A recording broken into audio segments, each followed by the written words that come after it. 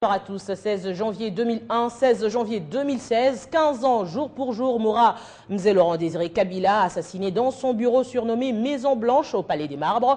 15 ans après, la nation lui a rendu hommage dans un grand culte interreligieux organisé au mausolée dans la capitale Kinshasa, un jour historique pour les Congolais en mémoire du soldat du peuple qui a libéré la nation du pouvoir dictatorial. Regardez. Le débout congolais retentit alors que le drapeau national flotte. Joseph Kabila, devant le détachement d'honneur, a les yeux rivés sur le mausolée Laurent Désiré Kabila. Nous sommes le 16 janvier, jour commémoratif de l'assassinat de l'homme du 17 mai, Laurent Désiré Kabila. Plusieurs personnalités sont venues se souvenir du libérateur. Une accolade avec la veuve de Mouzé. Moment de repenser certainement au dur labeur du maquis pour libérer les Congolais du pouvoir dictatorial. D'abord, un grand culte interreligieux en mémoire du soldat du peuple. Que la paix soit également un patrimoine commun. Le message des églises est axé essentiellement sur la paix, source de développement pour tous. Mouzé fut un grand homme, un vaillant, un héros. Et Mouzé m'a appris personnellement à aimer davantage mon pays et à me considérer un véritable patriote. Autre temps fort, le dépôt des gerbes de fleurs. Joseph Kabila en compagnie de son épouse et de sa fille aînée rendent hommage. Moment de tristesse, d'angoisse, mais aussi de courage pour Joseph Kabila pour la continuité des idéaux de son père. Ce que fait Joseph Kabila aujourd'hui, c'est la continuité de la pensée de son père, c'est-à-dire l'auto-prise en charge, le développement du Congo par les Congolais, l'autonomie de la RDC, la souveraineté, mais surtout la modernisation du pays. 15 ans après cette disparition tragique, il est un fait, Mouzé Laurent Désiré Kabila reste encore présent dans la mémoire collective du peuple congolais. Nous disons Mouzé est vivant et nous allons continuer sous le leadership de Joseph Kabila Kabange, à suivre et à exécuter l'idéologie politique de Mouzé. On peut retenir que Mouzé Kabila appartient à cette race d'Africains en voie de disparition. Les Kwame Nkrumah, les Mandela, les Lumumba, etc. Et donc, les Congolais, nous devons être fiers d'avoir eu Kabila comme troisième président de ce pays. Mouzé Laurent Désiré Kabila a été et reste un symbole de l'espoir d'un avenir meilleur pour un Congo nouveau et prospère. 15 ans après la disparition tragique de Laurent Désiré Kabila, que retenir de sa lutte et son héritage? Selon les observateurs, l'esprit de Mzé Laurent Désiré Kabila plane encore à travers les œuvres réalisées par Joseph Kabila, et c'est dans tous les domaines que Mzé est encore vivant. On les écoute. Son héritage continue à travailler encore dans nos esprits. Mouzé nous a donné, d'abord quand il est venu, moi j'étais de l'Office de l'Eau, il a mis en place un programme de relance économique qui avait un volet important sur la réhabilitation des infrastructures. Nous avons travaillé dans tous les coins et recoins de la République. Il travaillait pour que des gens craignent le Congo et peur de ce Congo qu'il voulait fort. Lui, il nous a parlé de l'autoprise en charge. Il a donné sa vie au fait pour que le Congolais puisse connaître le sens du patriotisme. Il s'est battu pour libérer ce pays de la dictature. Cet homme vivra à jamais dans notre mémoire collective.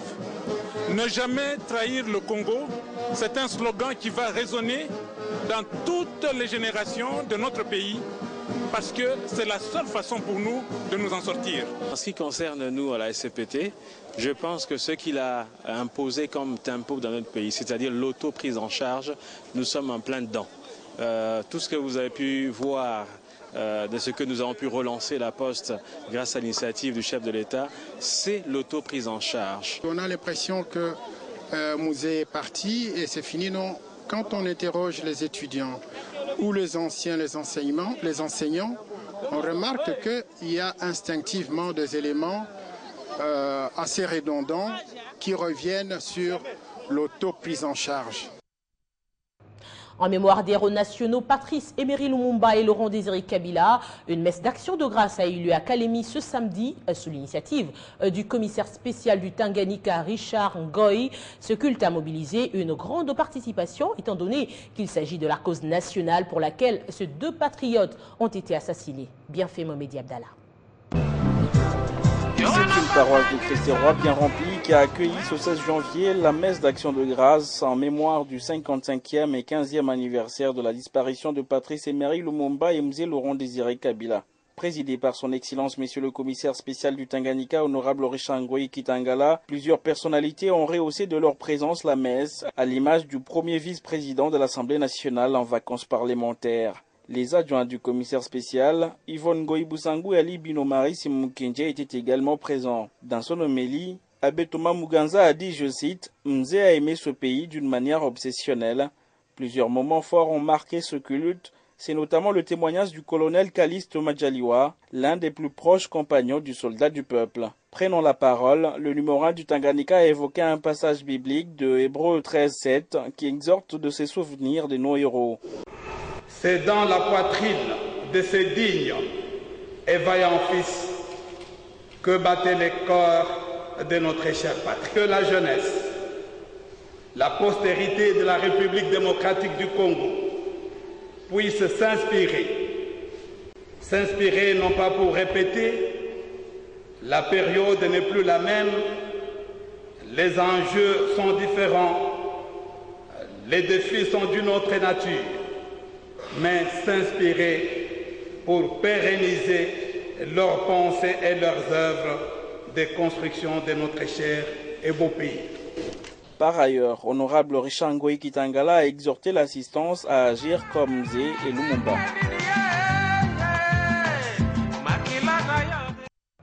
Mzee Laurent Désiré Kabila est resté le symbole de la révolution, la liberté, la démocratie et le développement. Il fut un grand homme avec un parcours exceptionnel. Blaise Manzanza et Claude Beringanine reviennent sur son parcours. Né le 27 novembre 1941 à Likasi dans l'actuelle province du Haut-Katanga, Mzee Laurent Désiré Kabila fit ses premiers pas en politique tout jeune à Ankoro, où il a suscité pleine d'admiration jusqu'à être surnommé Dieu de la Terre. À 16 ans, il est très actif dans les mouvements des jeunes en défendant les opprimés jusqu'à ce qu'il a créé le maquis de Ewabora au Sud Kivu pour coordonner son combat. En 1967, il crée le PRP, Parti de la Révolution populaire. En 1995, il prend la décision de travailler avec d'autres compatriotes pour créer l'Alliance des forces pour la libération du Congo. Le 17 mai 1997, après 7 mois de lutte, il gagne son pari de libérer le pays tout entier. Après la libération, le pays reprend son appellation de 1964, la République démocratique du Congo.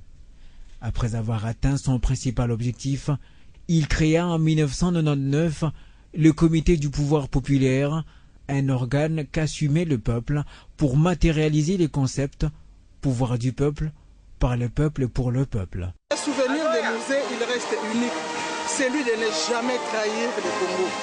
Mzee a libéré le Congo, Mzee a unifié le Congo.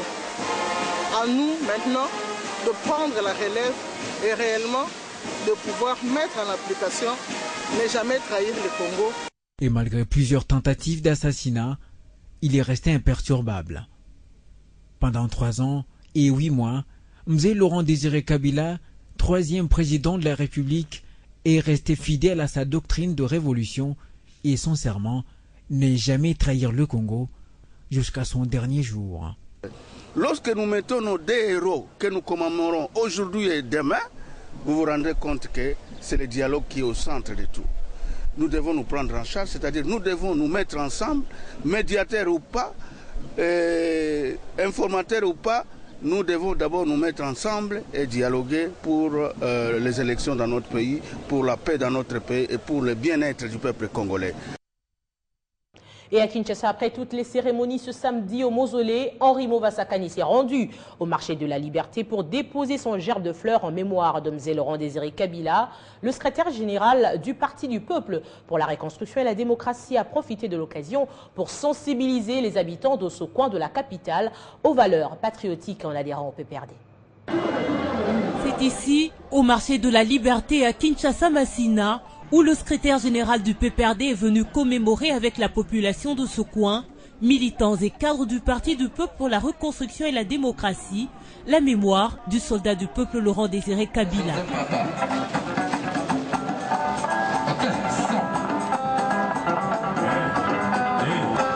Une cérémonie bien agrémentée, à la grande satisfaction également des vendeurs de ce marché construit sous la présidence de Laurent Désiré Kabila pour récompenser les habitants de la district de la Tchangou d'avoir résisté à l'agression des rebelles en août 1998.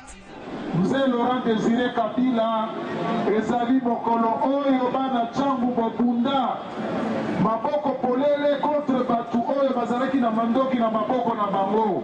Henri Mouva a profité de l'occasion pour sensibiliser la population de ce coin à adhérer massivement au PPRD, ce qui leur permettra de porter haut leur voix et exposer les problèmes de leur milieu de vie.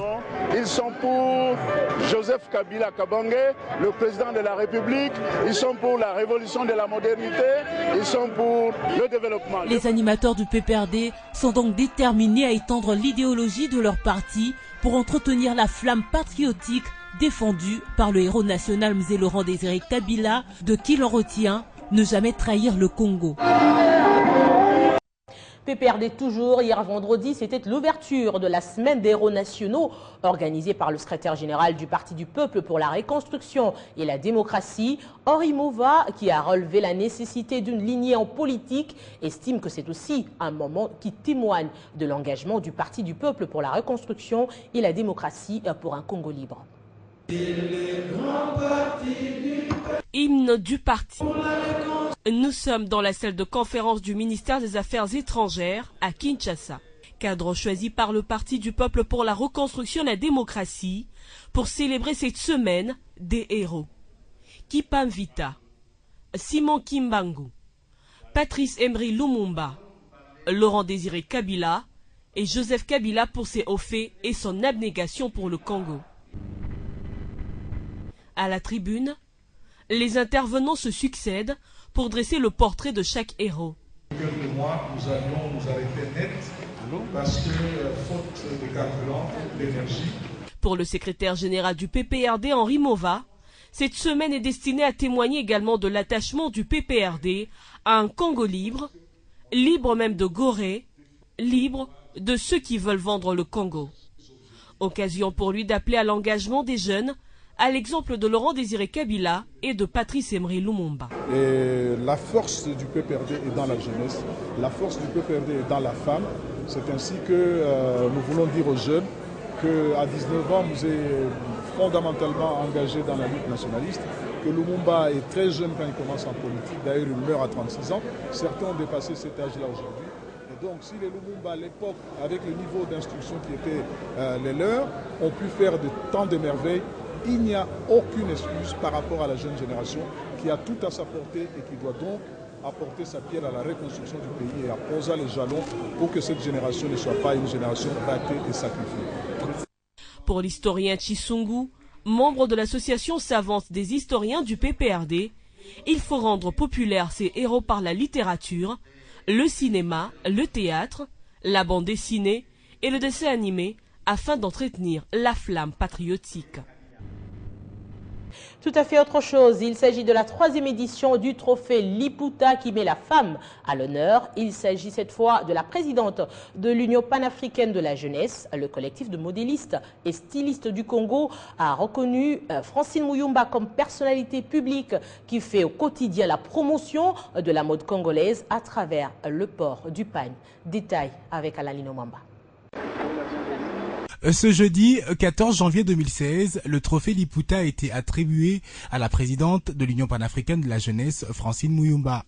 Et ceci après un sondage répondant aux règles initiées par le collectif des modélistes et stylistes du Congo Semesco sur le port des pagnes et la valorisation de la mode congolaise. Pour mieux qualifier cet événement, nous avons choisi comme thème jeunes, acteurs clés pour l'émergence du secteur de la mode.